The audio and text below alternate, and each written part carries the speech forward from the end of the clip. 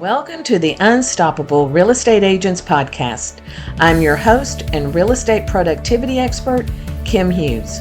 Join me as we focus on real strategies and implement real solutions designed for you to achieve major success in your business and life while getting you organized.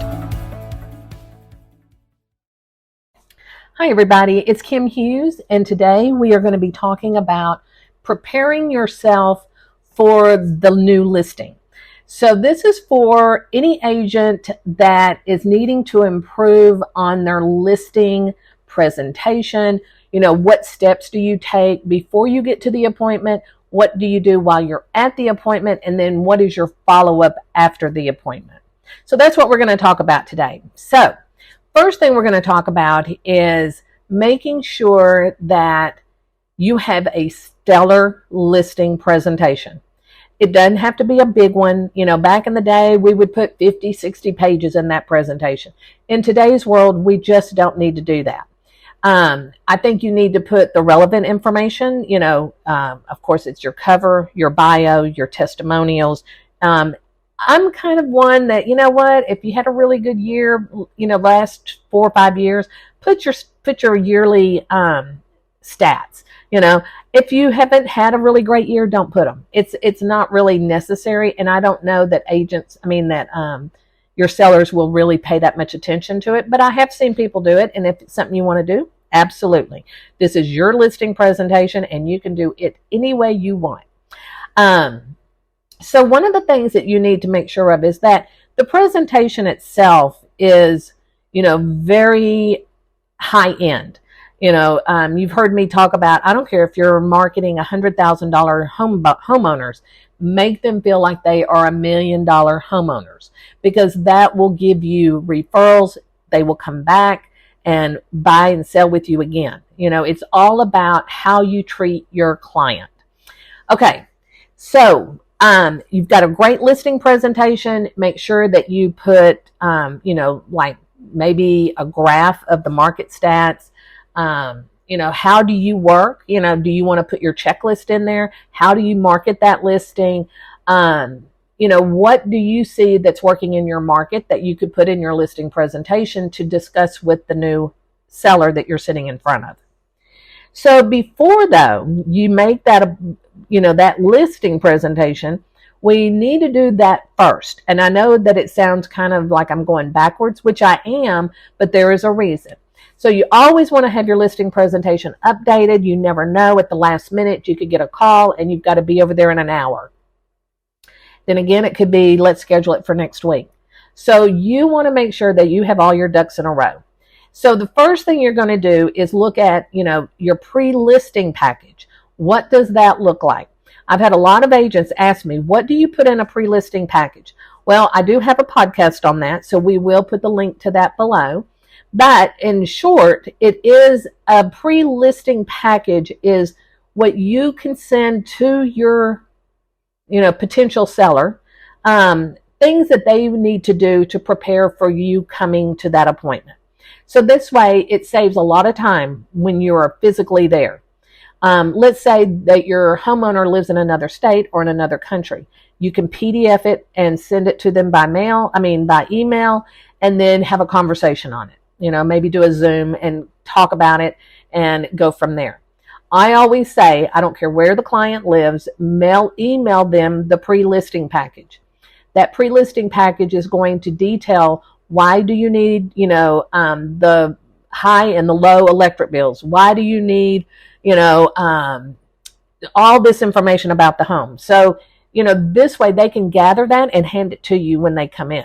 And if you have a portable copier, take it with you and make copies so they can keep their originals. Now, that pre-listing package is setting the seller up for the listing appointment. And by doing the pre-listing, you're already standing out above anybody else that you may be in competition with for that listing. Because the more you show them your marketing strategy of how you talk to them, they're going to be confident that you are going to know how to market their home.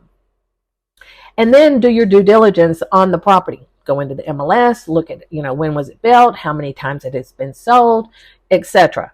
and then get your market stats, get all of that together. Then when you go on the listing appointment, you have all this to share with them. You have information, you have done your due diligence. You can go into that conversation with an education on that home. Okay. You might even find out if you don't know the homeowner, do a search on them. Always do a Google, see if they show up. If not, go to social media.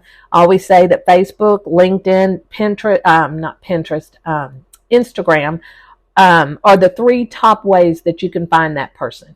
And when you do find them, make sure you connect with them and just send them a little private message saying, hey, Joe, I know we have an appointment tomorrow, but I'm doing some homework to make sure I have all my information ready tomorrow. And I found you on Facebook. I'd love to connect. Done. If you're not comfortable doing that, do it after you get the listing or after the listing appointment.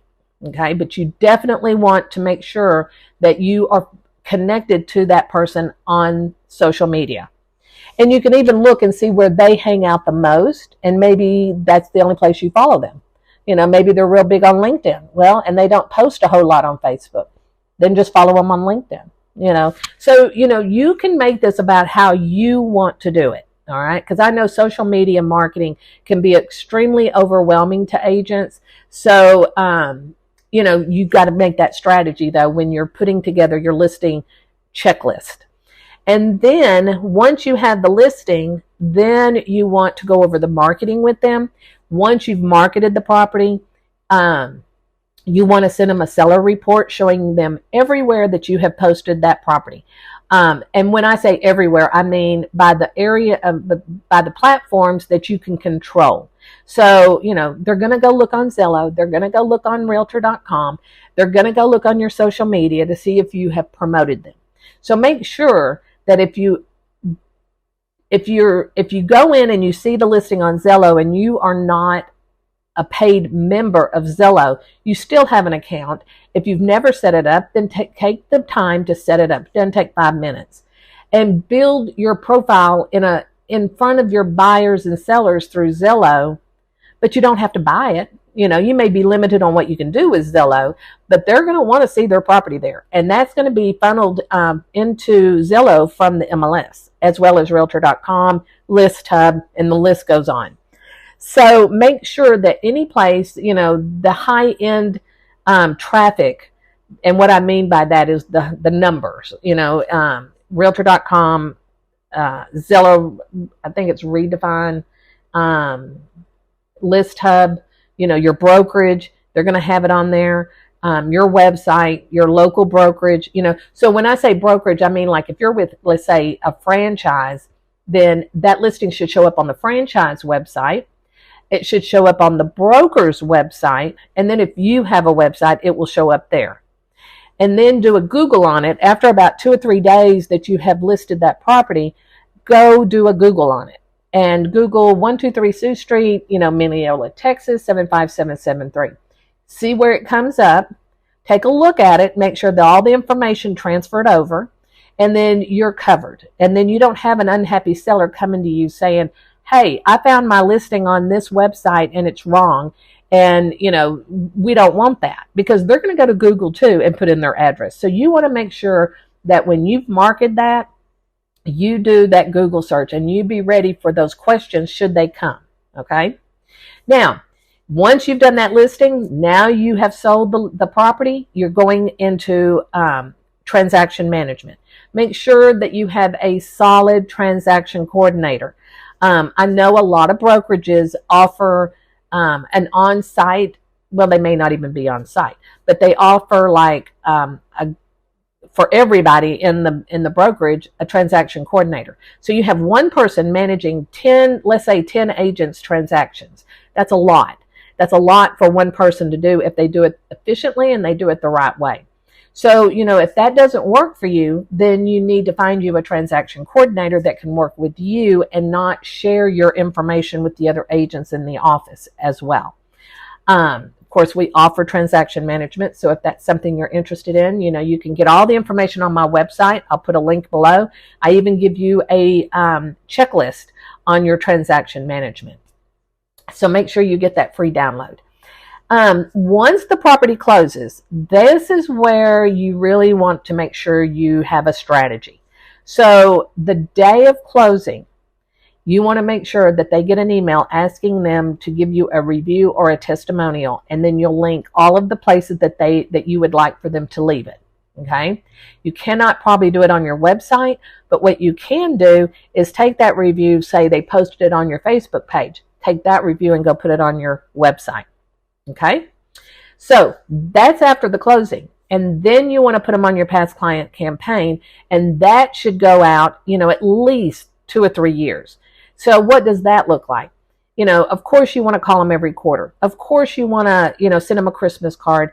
You want to send them a home anniversary card, a birthday card. You want to invite them to your client event. So there's some things right there that you can do throughout the year, right? But they also need to get your newsletter. They also need to follow you on social media. They also need to get a closing gift. Forgot about that. So, whatever you're doing, make sure that you're staying in touch with these past clients. A lot of people do pop buys, and I think those are fabulous. I think Brian Buffini came up with that idea, and I think it's a great one. So if you're not doing pop buys, you should be doing them. My agent, she will drop by every holiday. And what I mean by that, there's one holiday each month, and she will come by and leave us a cookie, a couple of cookies, or I've gotten a gift certificate, just whatever. She's come over and brought me a bag of coffee, my favorite coffee. So things like that, you need to tune into what are your clients saying. So if they really love, say, Scooter's coffee, you might want to get them a gift card, $10 gift card to Scooters, not to Starbucks, or vice versa. So know what your clients like, and you can do that by talking to them. You can do that by looking on their social media. You can do that in 100 ways when you're in the home, taking a, observation of what do they have grandchildren? How many children do they have? Do they have any hobbies? Things like that. So just kind of make sure you know who you're working with on a personal level as well. Okay?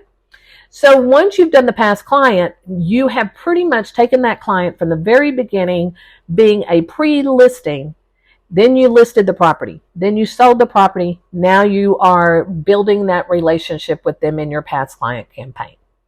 And if you do those very well and be very focused on what you do in each area, you will become a stellar real estate agent.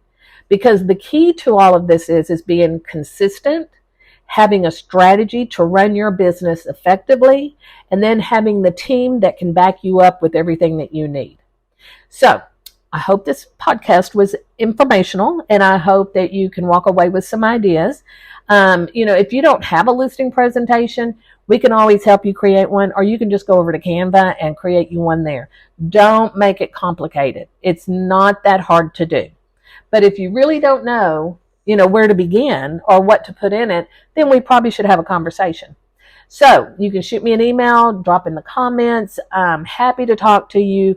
And if we can't help you, we'll tap into our network and help you find somebody that can.